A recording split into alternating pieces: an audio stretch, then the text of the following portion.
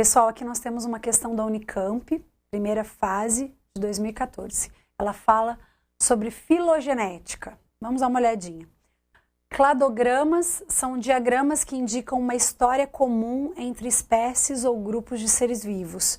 Os números 3 e 4 no cladograma apresentado abaixo correspondem, respectivamente, aos seguintes grupos vegetais. Vamos dar uma olhadinha nesse diagrama. Então, nós temos aqui 1, 2, 3 e 4. A gente tem esses ramos da filogenética que vão indicar grupos diferentes que sofreram modificação ao longo do processo evolutivo.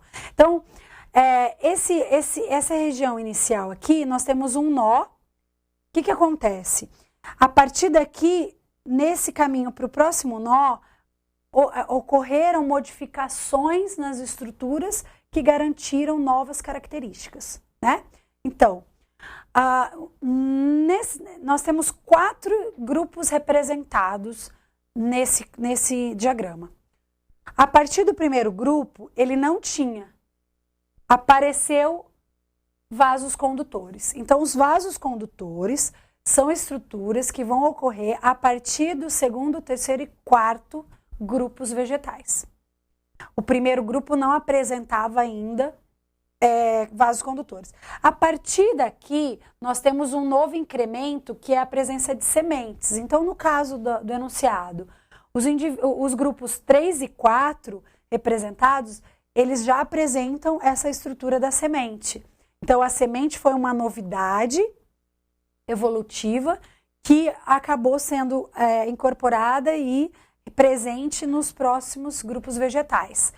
Depois aqui o incremento flores e frutos, somente presente em 4. Então, no meio do caminho, né, no meio da linha evolutiva, no meio relacionado ao tempo, surgiu algo que vai estar presente nos próximos grupos, nos anteriores não.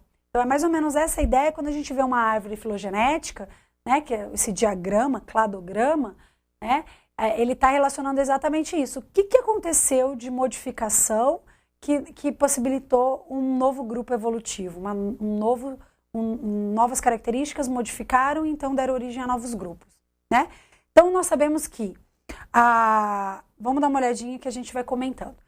As plantas, elas são, então, estão contidas no reino vegetal, e o reino vegetal ele é subdividido em classes. Então, nós temos as briófitas, pteridófitas, gimnospermas e angiospermas, né? E eu falei exatamente na sequência evolutiva. Então, aquele 1, 2, 3 e 4 seria exatamente essa sequência.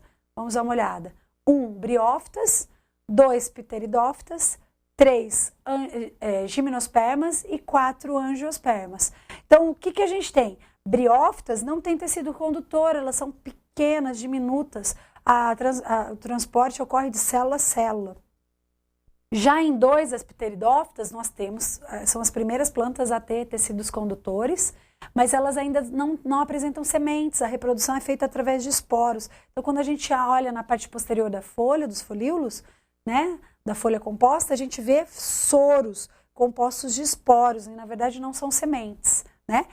As sementes apareceram a partir do terceiro e quarto grupo, antes do terceiro e quarto grupo, que aí nós já temos as gimnospermas e as angiospermas. E a grande diferença entre elas está relacionada a essa semente estar protegida ou não por um fruto. No caso das gimnospermas, essas sementes são nuas, gimno, né, tá relacionado a nu, e esperma semente. Então, são as primeiras plantas a apresentar semente, só que essa semente não é revestida pelo fruto, não está protegida.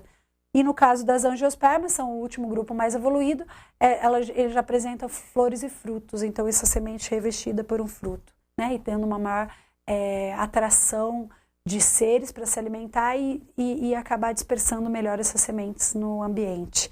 Então, nessa questão, os números 3 e 4 estão representando, respectivamente, olha só, o cuidado com a palavra respectivamente, ó. Então, angiospermas e gimnospermas, 3 e 4 respectivamente. Então, primeiro gimnospermas e depois angiospermas, né? Então, na verdade, alternativa D, né? Primeiro gimnospermas e depois angiospermas.